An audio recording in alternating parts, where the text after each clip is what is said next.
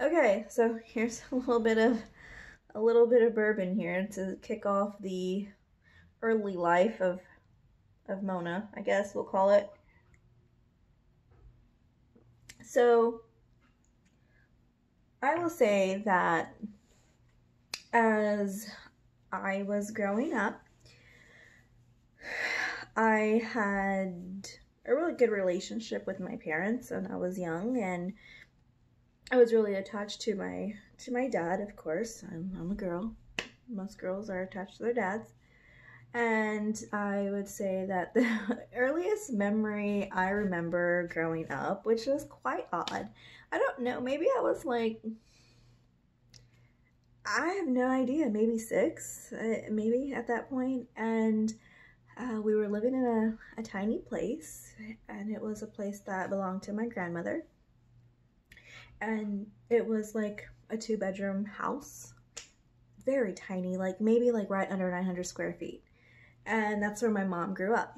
My mom grew up there with her and her parents and her about 15 or so brothers and sisters and nieces and nephews and so forth. It was quite small. Then I remember living there a little bit, and then I also remember being on a swing set and or like a swing that was probably rigged, and my dad was pushing me and I flew off the swing.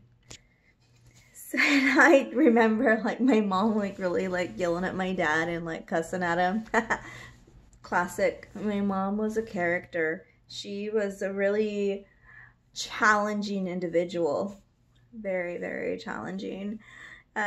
Anyways, so that's the earliest memory that I can remember. And I remember moving out of there into this trailer home in a trailer park. And that's when I think I started kindergarten. And then I remember my dad teaching me Spanish because my mom never wanted me to learn Spanish because my dad is from Mexico, and his majority language was Spanish, and she wanted my dad to speak to us in English so he could learn English as well. Well, as kind of a bummer on my end, because then now I am 35 years old and I struggle speaking Spanish because whenever I speak it I sound like a dumb crazy person, and I'm just like, no thank you. And I have the worst accent, like Texas accent, whenever I speak Spanish. Anyways, so that is that. And then I remember just some things that that would happen and around my home, and my mom and my dad, they weren't as happy and go lucky as they were in the beginning. And I was kind of like a witness to some things, like my dad communicating with other women in the community neighborhood. And as I grew up, I kind of realized like that's what was happening, like that's so messed up.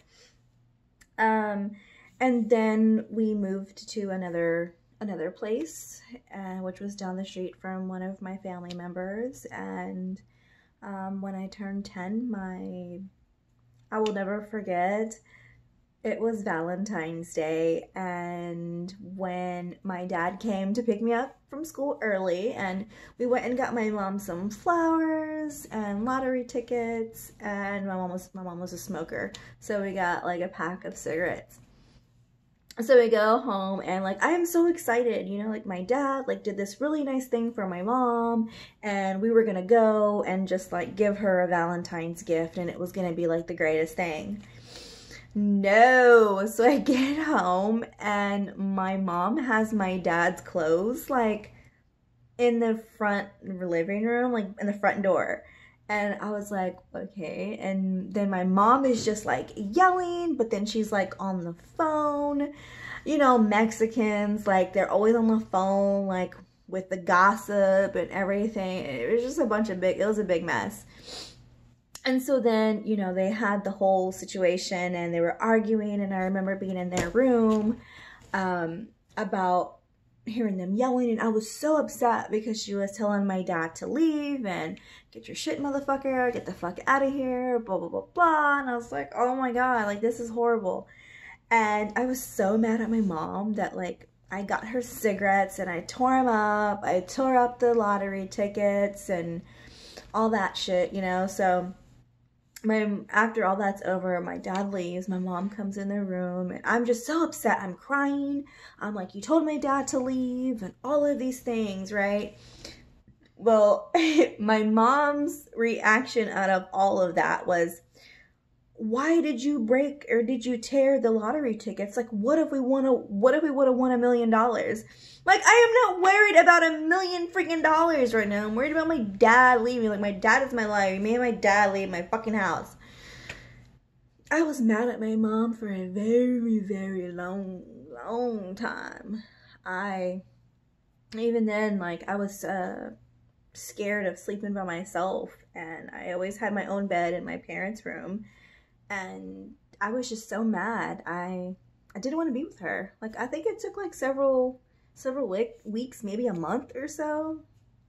And the trailer that we lived in, because I lived in 2 trailers as I grew up, that trailer we lived in was pretty like beat up. And my dad, before my mom, you know, had him kicked out, like my dad did a lot of work on that trailer, and it was pretty beat up.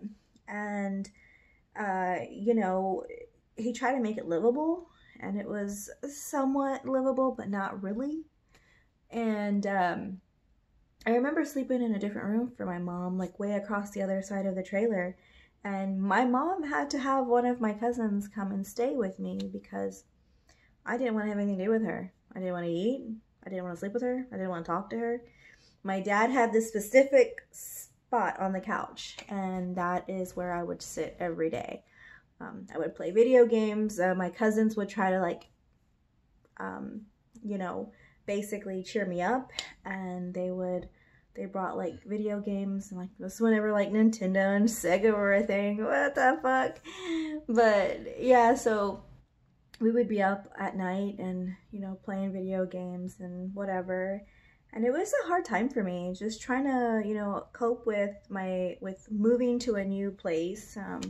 You know, because I went from one city to the next and from one school to the next, and it was quite hard for me. And having my dad leave and trying to make new friends, I don't think I really ever bonded with people in the newer city than what I did whenever I was at my old city. And so it was just like not the vibe for me. I hated it there.